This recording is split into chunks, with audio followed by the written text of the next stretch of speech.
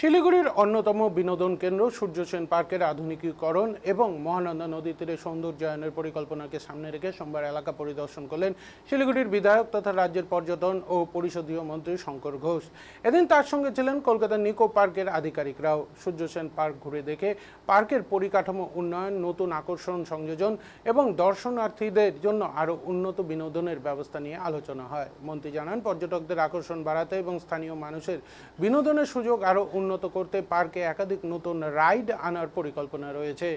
এছাড়াও মহানন্দা নদীর রিভার ফ্রন্টকে বিশেষ করে প্রবীণ নাগরিকদের জন্য আরও আকর্ষণীয় ও আরামদায়ক করে তোলার জন্য পরিকল্পনার কথা জানান তিনি। এনজেডিপি এর নিয়ম মেনে নদীর তীরে যতটা সম্ভব সৌন্দর্যায়ন করা হবে বলে তিনি আশ্বাস দেন। শঙ্কর ঘোষ বলেন, শিলিগুড়ির পর্যটন সম্ভাবনাকে আরও এগিয়ে নিয়ে যেতে সূর্য সেন পার্ক ও মহানন্দা নদীর রিভার ফ্রন্টকে আধুনিক ও আকর্ষণীয় করে তোলার উদ্যোগ নেওয়া হয়েছে। সাধারণ মানুষের সুবিধা এবং পর্যটকদের আকর্ষণ দুদিকেই গুরুত্ব দেওয়া হচ্ছে।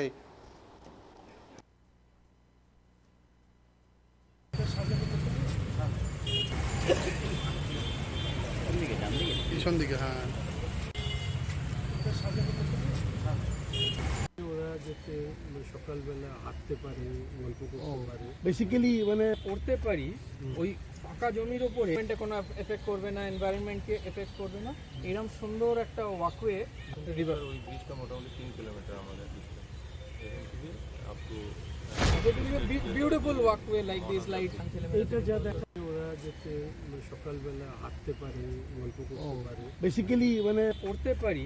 ওই ফাঁকা জমির ওপরে কোনো এফেক্ট করবে না। কি পরিদর্শন করবে আর প্রথমে তো আমাদের সূর্য সেন পার্ক তার কিছু আধুনিকীকরণ করা এবং এই আমাদের যে রিভার ফ্রন্ট, আমি যেটা ভেবেছিলাম বা আমরা সবাই হয়তো ভাবি, এই জায়গাটাকে প্রপার ম্যানেজড করা এবং আমাদের যা এনজিটির যা নিয়ম আছে সেই নিয়মের মধ্যে থেকেই যা যা সৌন্দর্যায়ন করা যায়। এর মধ্যে আমাদের গুজরাটের সাবরমতী নদীর ধারে যেভাবে তারা সৌন্দর্যায়ন করেছেন, সেটাকে মাথায় রেখে আমরা আজকে যারা নিকো পার্ক ম্যানেজ করেন তাদেরকে অনুরোধ করেছিলাম এখানে আসার জন্য। দুটো সেপারেট প্রজেক্ট হবে।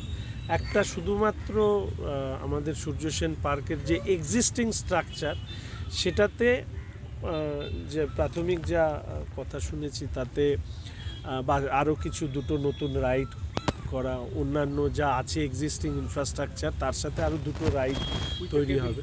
হ্যাঁ, একটা কেবল কারের বন্দোবস্ত করা, একটি ছোট বাচ্চাদের জন্মদিন পালন করবার জন্য এটা একটা উপযুক্ত জায়গা হতে পারে সেই ধরনের একটা ব্যবস্থা রাখা, একটা ক্যাফেটেরিয়া করা, একটা টেরাসের উপরে দাঁড়িয়ে একটু বিশেষ করে আমাদের যেহেতু পাহাড়টা সরাসরি দেখা যায় সেটাকে দেখানো, এগুলো একটা পার্ট। আর এই পার্টটাতে আমি ওনাদের কাছে বলেছি আমাদের শহরের যারা বয়স্ক মানুষ তাদের একটা রিক্রিয়েশন, অ্যামিউজমেন্ট, বা তারা বসে পেপার পড়তে চান, তারা একটু নিজেদের মতন হাঁটতে চান হই হট্টগোল ছাড়া, এবং ছোট শিশুরা একেবারে আমি বলবো যে 6-7 বছর 8 বছর তাদের মা বাবারাও চান, মানে খুব বেশি যদি অ্যাক্টিভিটিস বা বেশি বড় মানুষ আসেন তাদের মধ্যে বাচ্চারা একটু হয়তো একটু তাদের মানসিকভাবে তারা স্বাচ্ছন্দ্য বোধ করে না, ফলে আমরা একটা ব্লক তৈরি করে দেবো ছোট বাচ্চারা যেখানে খেলবে এবং একটা নির্দিষ্ট বয়স সেখানে ঠিক করে নেওয়া হবে।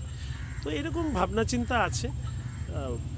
আমি তো আগেও বলেছি যে আমাদের সরকার, আমাদের মুখ্যমন্ত্রীর নেতৃত্বে ডাবল ইঞ্জিন সরকারের কাজ কাকে বলে সেটা আমরা পশ্চিমবঙ্গের মানুষের কাছে, আর আমি নিজে শহরের বিধায়ক, আমার তো দায়িত্ব আছে, তো সেই চেষ্টা করছি। আজকে ওনাদেরকে ডেকেছিলাম এই কারণে। দাদা, এর আগে সূর্য সেন পার্ক নিয়ে একাধিক পরিকল্পনা ছিল, ক্যাফেটেরিয়া থেকে শুরু করে কি পরিদর্শন করবে আর